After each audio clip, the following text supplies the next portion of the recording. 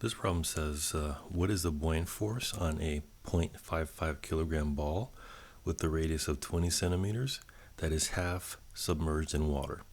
And part B, how much does it weigh in water? Okay, so go ahead and pause, try to solve this yourself, and when you're ready, go ahead and unpause. All right, so let's see what we're given here. So first we see that we have 0.55 kg. So we're given a mass. And the next thing is that there's a 2 centimeters. Next to it, that's radius, so we're given the radius. And that's it for the numbers, but now if you go back and read it, it says half submerged. So we'll see what that means. So let's go ahead and draw a picture. So this is the water. And then you have a ball. And the ball is half submerged in water. What that means is that the ball is going to have a total volume V, but the volume that's submerged is going to be half the volume.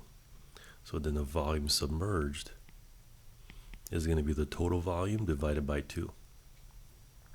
All right, so now let's try to see if we can get an answer for this one.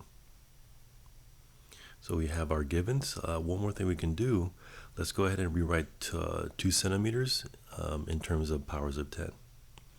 So the radius is 2 centimeters. And let's just rewrite centi as 10 to the minus 2. So this is equal to 2 times 10 to the minus 2 meters. Okay.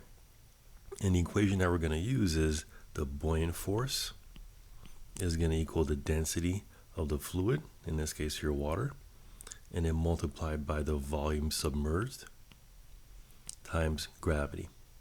So we know the density of water, that's a constant, that's going to be 1,000. We need to get the volume of the fluid submerged. First though, we actually need to do a bit of geometry. So this is a ball, and a ball, if it has a radius r, its volume is going to be defined as 4 pi radius cubed divided by 3. So then the volume submerged is going to be half of that. So volume submerged is going to be that volume divided by 2. So divide this thing by 2 and the 4 is going to cancel. And this is going to equal, 4 divided by 2 is 2. So this will equal 2 times pi radius cubed over 3. And so now we have all the components that we need.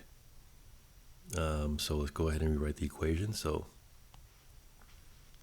the buoyant force is going to equal the density of water times the volume submerged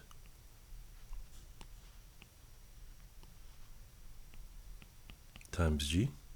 So the density of water is 1,000. The volume submerged is going to be 2 times pi times the radius cubed divided by 3. And then G, which is 9.81.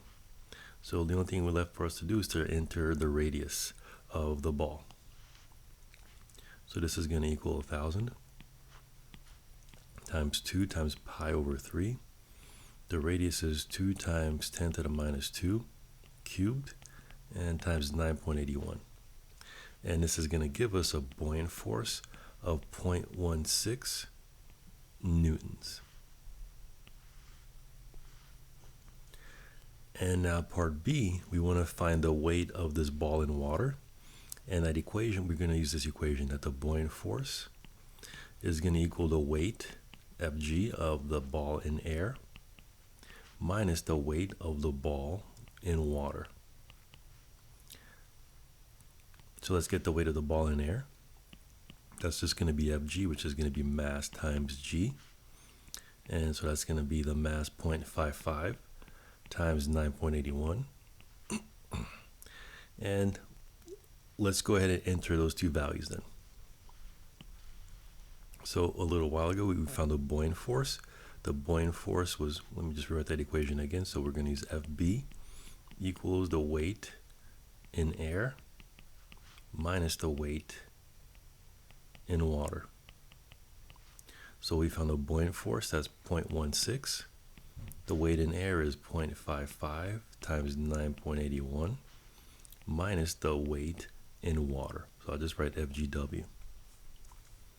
So here, if we just move things around, the weight in water is going to be 0.55 times 9.81 minus 0.16, and that should equal 5.2 newtons.